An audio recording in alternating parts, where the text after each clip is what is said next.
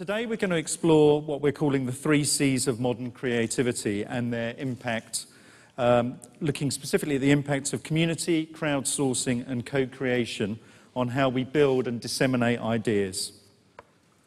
With me today, as you can see, I've got 2 esteemed colleagues, both representing global Scandinavian businesses, so bringing a chill to the air. We have Casper, the guy who just threw the Lego everywhere, and Stuart, representing Nokia.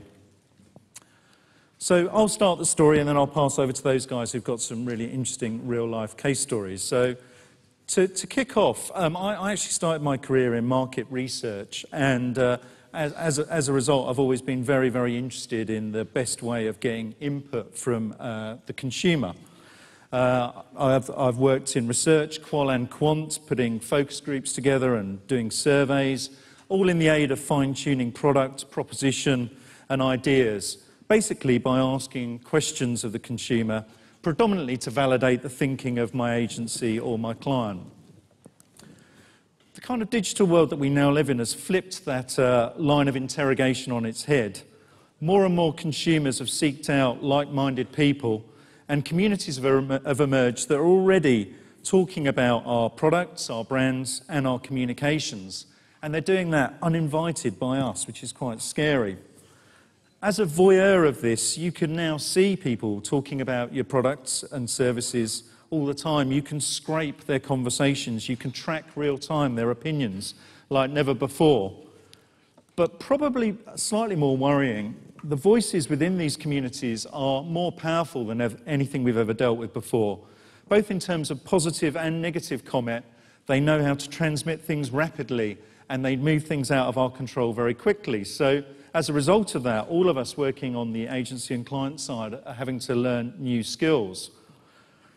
We're having to learn to communicate directly to these people. We're having to learn to build valuable engagement. And we're having to allow these groups a complete return path, so as many of them are stepping forward towards us in search of an active conversation. So if you like, we've already started to source the crowd digitally.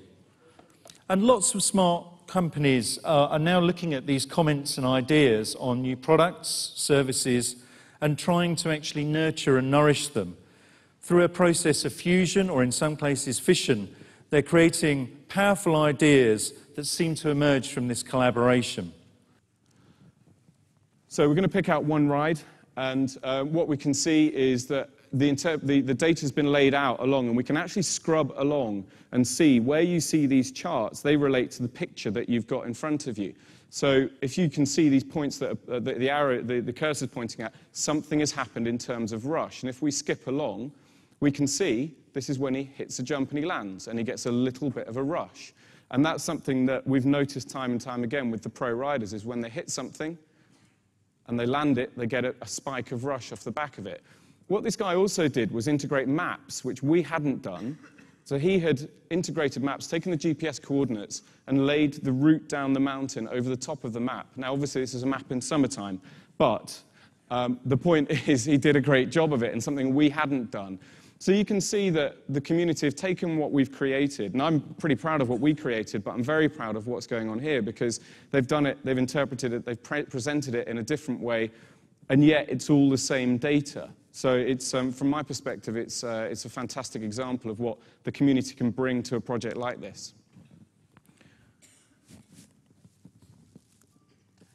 So in terms of what does this mean with the subject we're talking about today, there's often people talk about knowledge of the crowd and how the crowd are, in the broadest sense, the crowd make decisions and are good at making decisions. And something that I have learned through the last year or so and through previous work that we've done on this project is that it's about finding the knowledge in the crowd. And there's quite an interesting distinction between those 2 points. If you look at the 1% rule, so in this chart, you've got, in terms of social media, you would normally expect there to be 1% of people who create content. They are at the very cutting edge of making stuff and pushing it out there.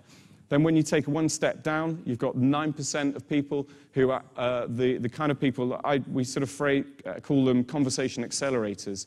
And they're people that are sort of the first to find the product that's been created and then just push the message out and keep pulling it out there. Then finally, you've got the 90%, and these are the people that are, we're, for our push snowboarding project, calling the armchair mass. These are the guys that are just happy to be seeing the content and occasionally interacting with it at a very sort of low level. And we did a bit of thinking and came up with the idea. So on the one side, push snowboarding, I know that that's broadly right, but then if you look at a property like American Idol, you can apply this theory to that. So 1% is the competitors. It's the people who actually get out of their seat and try and get on TV singing. The 9% is the people that actually go as far as text voting. So it's where you're prepared to spend some money, and if you're going to do that, the likelihood is that you're going to be deeply involved in the program, and you're going to be people that are driving the social media.